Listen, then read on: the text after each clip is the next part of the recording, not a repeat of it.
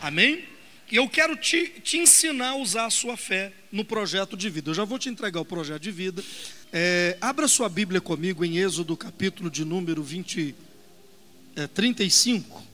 Lê comigo, gente. Então Moisés disse aos israelitas: considerem que o Senhor escolheu Bezalel, filho de Uri, filho de Ur, da tribo de Judá, e o encheu do Espírito de Deus, dando-lhe sabedoria, habilidade e pleno conhecimento artístico. Diga comigo, sabedoria. Diga de novo, sabedoria, habilidade e conhecimento. Vamos lá, diga sabedoria, habilidade e conhecimento. Continua. Para desenhar e executar trabalhos em ouro, prata e bronze, para talhar e esculpir pedras, para entalhar e para executar todo tipo de obra artesanal. Senta aí. Você hoje vai ser como Bezalel. Deus vai te encher do Espírito Santo. Olha para mim, quem está aí dá um glória a Deus. O primeiro homem na Bíblia que Deus encheu com o Espírito Santo não foi lá no dia de Pentecostes, quando a Bíblia diz que o Espírito Santo desceu e os homens foram cheios do Espírito Santo e todos falaram em línguas. A primeira vez que Deus encheu um homem com o Espírito Santo não foi no livro de Atos dos Apóstolos. Quem está aí? A primeira vez que Deus encheu um homem com o seu Espírito não foi Elias, nem Eliseu, não foi do rei Davi para fazer os salmos. Pastor, qual que foi o primeiro homem que Deus encheu com o seu Espírito? Porque se Deus te encher com o Espírito Santo traz inteligência, sabedoria e habilidade sobre a sua vida. Quem está aí dá um glória a Deus. A primeira vez que Deus encheu um homem com o Espírito Santo foi esse homem chamado Bezalel. Bezalel foi um homem dos israelitas no deserto. Ele morava no deserto, e a Bíblia diz que Deus o encheu do Espírito Santo, e ele tinha capacidade, habilidade para desenhar. Olha para o irmão e diga para ele: o seu projeto de vida vai ter desenho. Quem está aí dá um glória a Deus. Eu sempre ensino: desenha a casa, quantos cômodos, o que cor, o carro que cor. Coloca detalhes no seu projeto de vida. Fala com o irmão do lado: coloca detalhes no seu projeto de vida. Quem está aí, gente? Pelo amor de Deus, fala alguma coisa. Detalha, coloca as coisas em detalhe. Bezalel, quando ele foi cheio do Espírito Santo, ele tinha habilidade para desenhar, e Deus deu sabedoria, capacidade e habilidade. Ele tinha habilidade para trabalhar com ouro, tinha habilidade para trabalhar com prata, ele tinha habilidade para trabalhar com bronze. Se julgasse madeira nas mãos dele, por exemplo, Moisés falou com ele: constrói a Arca da Aliança. Ele nunca tinha visto, e a Arca da Aliança foi construída por Bezalel. Todos os utensílios do tabernáculo ele que fez lá no deserto, porque Deus encheu ele de sabedoria, de inteligência e de talento, e na profissão dele ele era o melhor. Diga para quem está ao seu lado: na sua profissão, como disse o Luciano, você vai ser pago porque você vai ser o melhor. Deixa eu repetir para ver se alguém fala alguma coisa. Você vai ser pago porque você vai ser o melhor. Levanta as duas mãos e diga assim: Espírito Santo, me enche agora com o mesmo Espírito que o Senhor encheu a Bezalel. Olha para o irmão do lado e diga: irmão, a gambiarra tem que sair da sua vida, pelo amor de Deus. Tem gente que ele tem habilidade para gambiarra. Tudo que ele faz, ele é uma gambiarra nova, é um negócio. Cola com Durepox, que soltou o dente da dentadura. Ele fala: não, passa Durepox que cola, tem problema não. E tudo dele é emendado, remendado. Olha para o irmão do lado e diga: o espírito de excelência vai descer sobre a sua vida. Pega na mão dele e diga assim: o rio corre para o mar, meu irmão. Fala com ele: quem tem será dado. Diga: quem tem será dado. Quem está aí levanta a mão e dá um glória a Deus. O que eu estou tentando te dizer é que coisa boa vai atrás de coisa boa, inteligência vai atrás de inteligência, a habilidade vai atrás de habilidade. Quem está aí dá um glória a Deus. O Espírito de Deus encheu Bezalel, e tudo que ele pegava, tudo que ele fazia, era extraordinário, era maravilhoso. Você acredita que Deus tem poder de dar esse dom para você hoje? O doutor Leandro está aqui. Desculpa te incomodar no seu sossego assistindo o culto. O doutor Leandro, ele fez um sacrifício há uns 8 anos atrás, aqui no templo, 8, 9 anos. E só que o dia que ele fez o sacrifício aqui no templo, e primeiro que ele chegou na igreja assim, fala com o seu irmão, em estado de dó, fala com ele. É engraçado que todo mundo chega aqui na igreja, eu sou restaurador eu acho que eu tenho o dom de restaurar. Todo mundo chega quebrado, destruído, emocionalmente, fisicamente, financeiramente. E aí quando ele melhorou um pouquinho, estava melhorando, eu falei que a gente precisava pagar o salão aqui, o aluguel do salão, 12 mil reais. E ele estava juntando dinheiro para pagar a prestação de um apartamento que ele comprou. Ele estava juntando para pagar e já estava atrasado a uma, e ele está tentando juntar para pagar, que ele tinha trimestrais que ele tinha que dar de quantos? De 12 mil? De 12 mil reais. 12 mil, pastor. De 12 mil. Aí eu falei assim, o aluguel da igreja é 12. Aí, em vez dele pagar o apartamento dele, ele deu o dinheiro para pagar o aluguel da igreja. Você acredita nisso? E quando ele subiu aqui em cima, eu falei com ele assim, ele não fazia nada do que ele faz hoje. Eu pus a mão na cabeça dele e falei assim, Deus vai te encher de habilidade. E esse espírito de Bezalel vai encher você de habilidade, de talento, como você nunca viu. E ele saiu do altar, diz ele que saiu do altar diferente. E o que aconteceu com ele? Hoje, agora, ele me mostrou com muita alegria o diploma dele formado. Ele já era formado em outras áreas da medicina. Ele faz, como é que chama?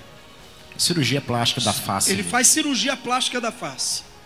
Aí ele fez pós-graduação em medicina, chegou o diploma dele agora, doutor em excelência. E ele opera no Brasil inteiro cirurgia plástica. É o melhor que já vimos. Melhor que já vimos. Fala com o seu irmão, ele pega o seu nariz torto e conserta ele, assim, de uma maneira.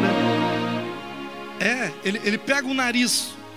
Ele pega o nariz, assim. Ele só falou que o do Léo não tem muito jeito. Foi o do Léo daqui ou do Léo daqui que não tem jeito? Tem um dos dois narizes aqui, ele falou que é mais difícil, é mais caro um pouquinho, mas que ele dá jeito. E o que eu estou tentando dizer é que ele recebeu uma habilidade, ele vem médicos do Brasil inteiro para ele dar aula para médico. Até fora do Brasil também. Vem médicos de fora do Brasil para ele dar. Sabe de quem que ele recebeu o negócio? Olha o negão aqui, ó. Pus a mão na cabeça dele e diga, recebe. Quem está aí, dá glória a Deus. Disse o Senhor, Deus escolheu a Bezalel e o encheu do espírito de sabedoria. Hoje eu profetizo, Deus escolheu você e te encheu do espírito de sabedoria e de habilidade para trabalhar com tudo. Quem está aí, dá glória a Deus. Uau! Uau! É isso que Deus faz. Bate na mão do irmão e diga, é isso que Deus faz.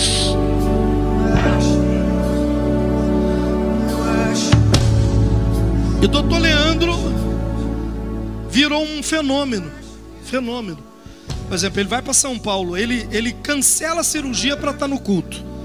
Ele cancela a cirurgia que eu estou falando, cirurgia de 25 mil reais. Ele cancela para estar no culto. E você ganha 100 reais. Não, eu vou trabalhar, não posso perder meus 100 reais não.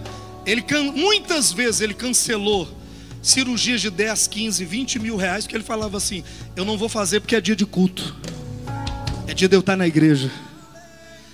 Porque Deus o encheu de espírito de sabedoria, não de egoísmo, de avareza, de sabedoria. Por exemplo, ele está assistindo o culto, e daqui ele está com a mala no carro, ele vai para São Paulo, vai ficar lá 12 dias operando. Em Moema, né? Moema? Um dos lugares mais caros de São Paulo, só tem... Lá ele encontra com artista nos corredores, E de onde saiu esse homem? Do altar.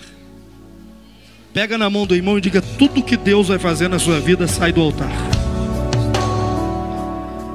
Quem está aí, dá uma glória a Deus. E Deus o encheu do espírito de sabedoria. Leva a sério o altar. Amém? Eu encontrei com um irmão uma vez, aqui na igreja. Esse irmão mora na roça. E eu orei por ele. Ele já era uma bênção naquilo que fazia, mas o tanto que ele cresceu depois disso. Hoje ele é representante da Souvenir no Brasil inteiro. Está ali, ó, Abel. Vocês conhecem aquele homem ali? Ó? Ele viaja o Brasil inteiro dando cursos. E ele é contratado da Souvenir, da Nacional. Ele é garoto propaganda.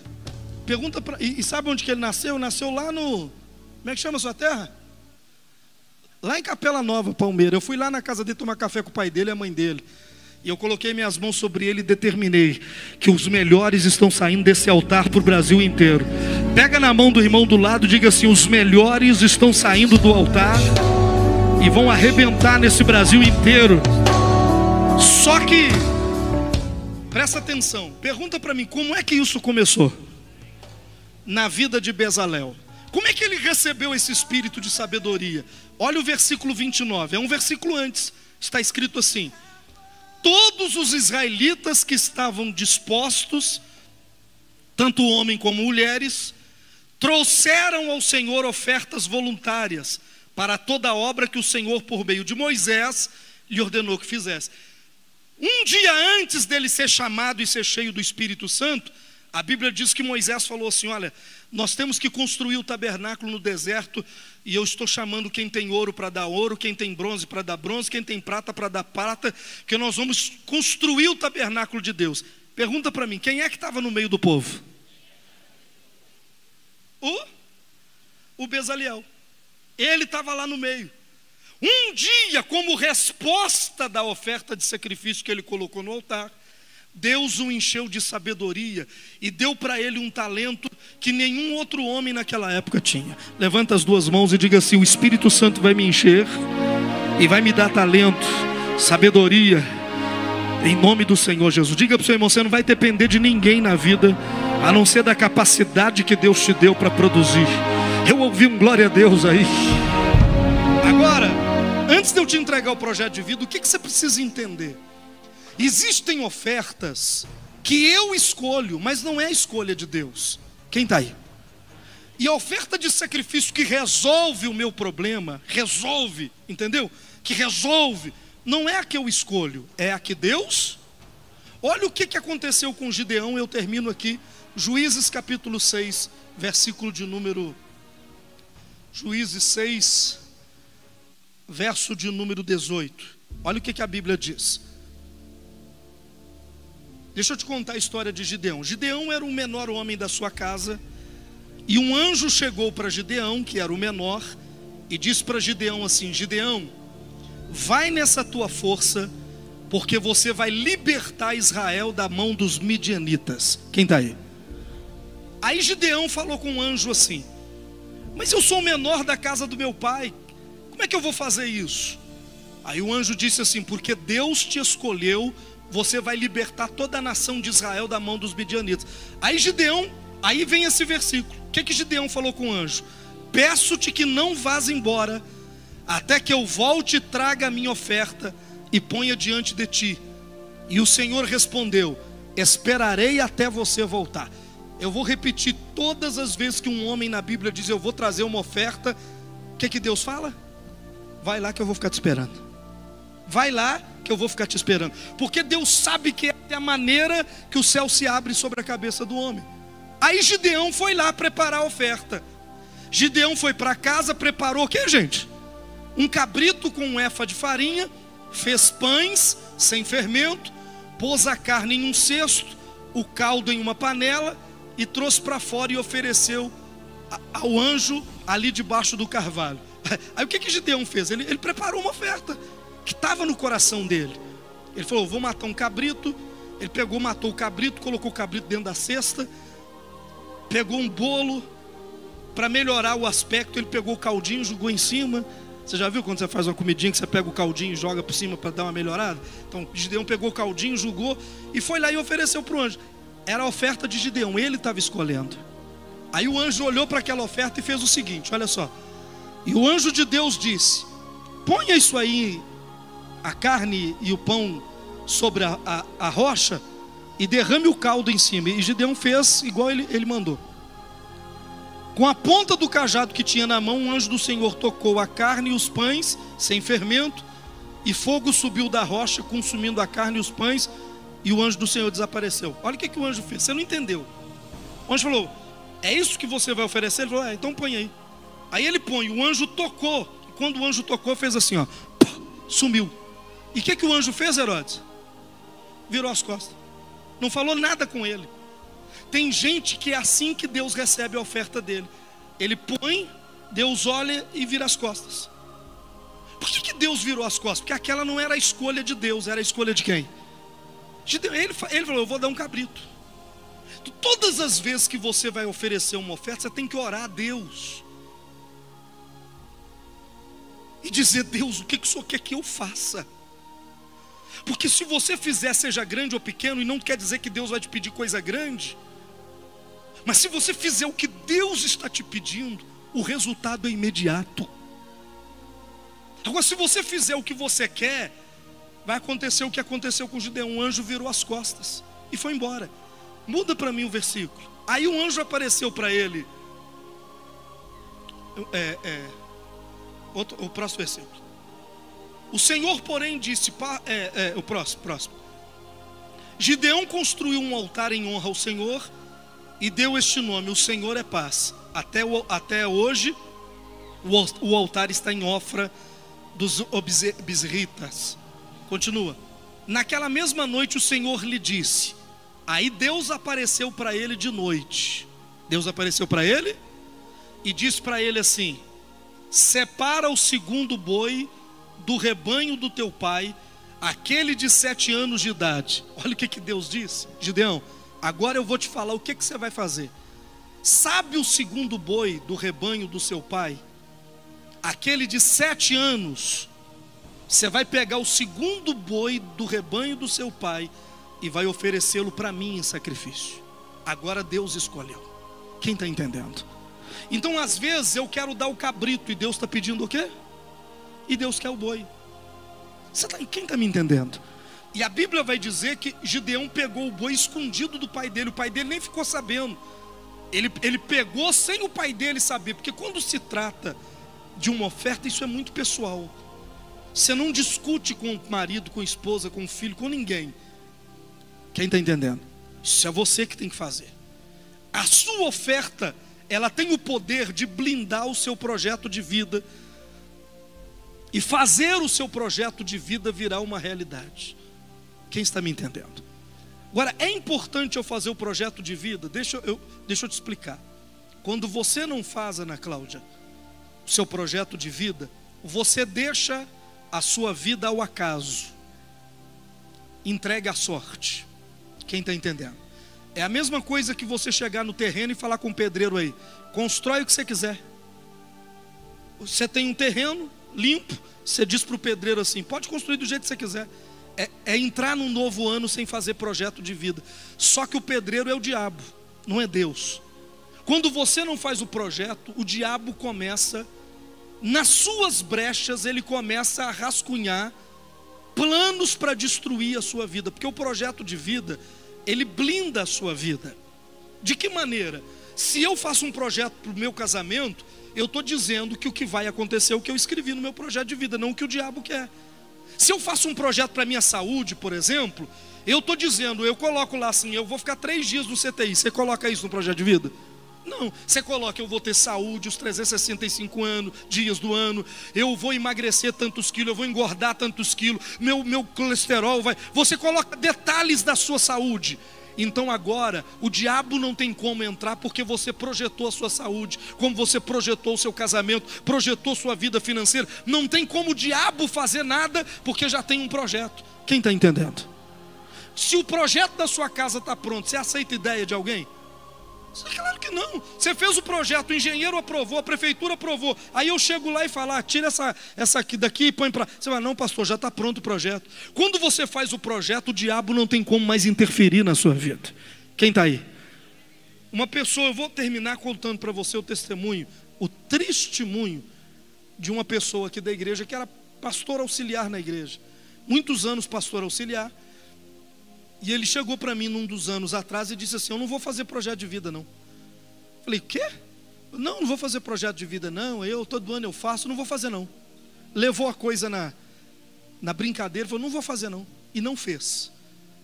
Naquele ano que essa pessoa não fez o projeto de vida, o diabo foi lá e fez um projeto de destruição para a vida dessa pessoa. Naquele mesmo ano que a pessoa não fez o projeto de vida, apareceu uma pessoa do mundo, sabe aquela pessoa destruída lá do mundo? Veio dentro da igreja,